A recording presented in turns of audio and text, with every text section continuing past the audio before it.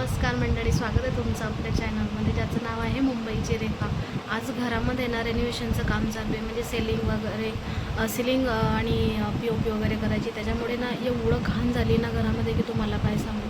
खूप काही आता तुम्हाला व्हिडिओमध्ये पुढे बघायला मिळेलच की एवढी माती झाली आहे ना अक्षरशः, आणि गोधड्या वगैरे एवढ्या धुतल्यात ना मी, बापरे, मी अक्षरशः कंटाळून गेली। आज तर मी 2 वाजेपर्यंत जागे होते आणि 3:30ला परत उठले। 3:30ला उठले आणि पाणी लावलं आणि सगळ्या गोधड्या वगैरे धुवून काढल्या, कारण ते खाचे केले ना भिंतीला, तरी एवढं घाण झाले ना माती, तर काय बोलायलाच नका। आणि 2 रूमचं करायला घेतले खालीवर। आता त्याला किती खर्च लागला आम्हाला, प्लस आपल्याला अजून काय घ्यायचं आहे वस्तू नवीन, ते तुम्हाला नेक्स्ट ब्लॉगमध्ये मी नक्की सांगेनच।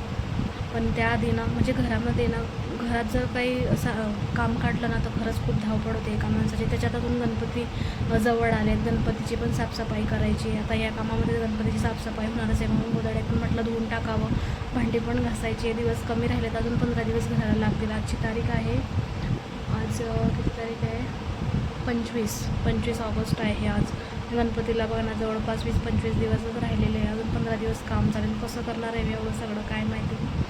तर आता मी हे कामं केले, पुढचे तुम्हाला ते बघायला मिळतीलच। आमच्या खानदेशामध्ये ना रोट केले जातात, म्हणजे नागपंचमी झाली ना की पहिला येणारा जो रविवार असतो ना त्या दिवशी आदित्यपूजन म्हणजेच रोट।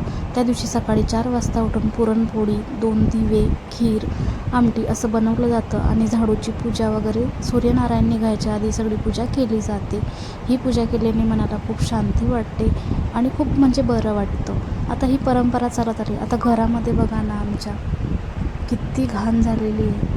अति पावसामुळे ना खूप काही घाण झाली आहे, त्याच्यात गॅस संपला आहे आणि देवाचं ठिकाणसुद्धा मला चेंज करावं लागलं। तांब्यामध्ये ना एवढा मोठा कोंब आला आहे ना की तो तांब्यात मावत नाही, खालीसुद्धा आणि वरतीसुद्धा।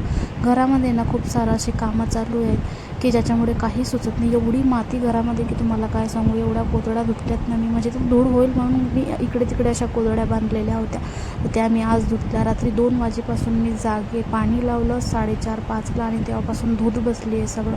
कारण आता गणपतीसुद्धा आले आणि काम आहे ना जवळपास आता करायला घेतलं आहे, म्हणजे अजून 15 दिवससुद्धा काम होत नसते। तर बघू शकता किती सगळं झाकून ठेवलेलं होतं आणि सगळ्या ज्या वापरायच्या चादरी वगैरे होत्या त्या सगळं, आणि कपडे बघा कसे लावले, वरचं कपाटसुद्धा काढून घेतलं।